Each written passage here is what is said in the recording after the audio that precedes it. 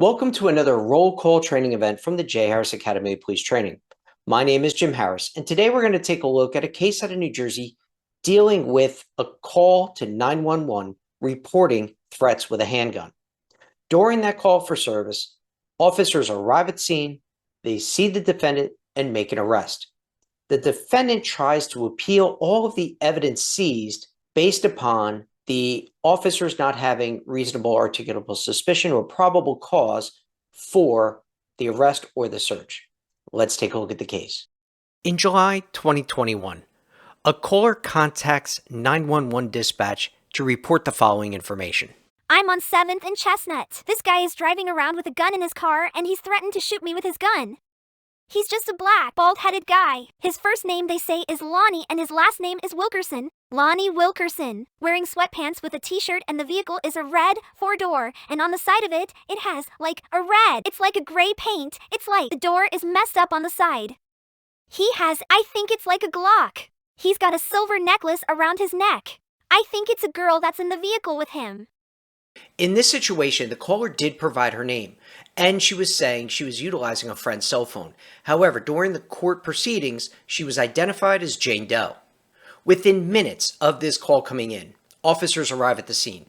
They see a vehicle that matches the description and then observe, in this case, the defendant exit that vehicle, matching the description given.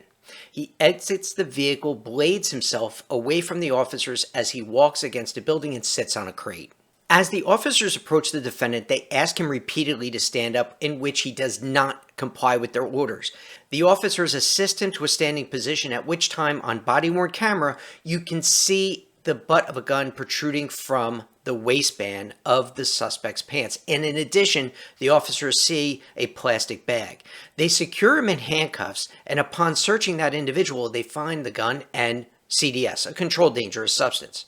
In this situation, the defendant appealed the decision by the lower courts, saying that the officers didn't have probable cause to make an arrest. In fact, they didn't even have reasonable articulable suspicion for the search. So here's what the court had to say about this decision. In order to determine whether reasonable suspicion exists, a judge has to consider the totality of the circumstances, looking at the whole picture rather than just taking in each fact in isolation. Investigative stops are justified if the evidence, when interpreted in an objectively reasonable manner, shows that the encounter was preceded by an activity that would lead a reasonable officer to have articulable suspicion that criminal activity has occurred or would shortly occur. In this situation, the court takes a look at the 911 call. Generally speaking, information imparted by a citizen directly to a police officer will receive greater weight than information received from an anonymous tip. An objectively reasonable police officer may assume that an ordinary citizen reporting a crime, which the citizen has observed, is providing reliable information. This is because we assume that an ordinary citizen is motivated by factors consistent with law enforcement goals and may be regarded as trustworthy. Information received from a citizen concerning a criminal event would not especially require further exploration. A critical element in the analysis is that the citizen reported criminal acts based on personal knowledge or verification of his personal credibility or reliability before appropriate police action is taken. In this situation, the 911 caller identified herself. She called 911 in an excited state, reporting this crime. In this situation, the caller provided her first-hand account of the threatening act.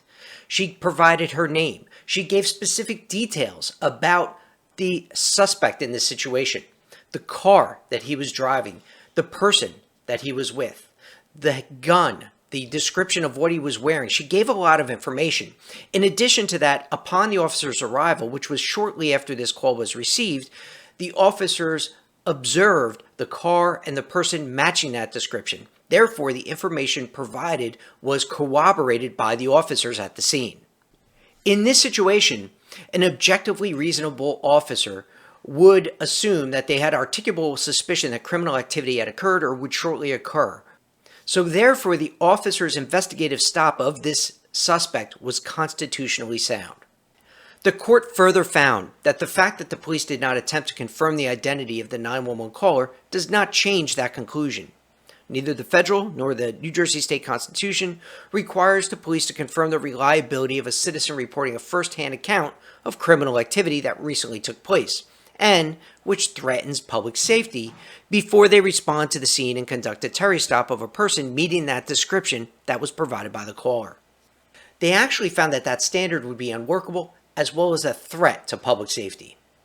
In this situation, the court found that in light of the defendant's lack of cooperation during this situation and everything that the caller had said, it was reasonable for the officers to handcuff this individual for their safety.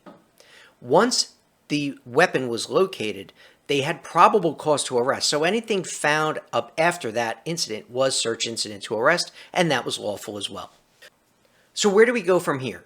With this information, how do we incorporate this into our best practices for law enforcement?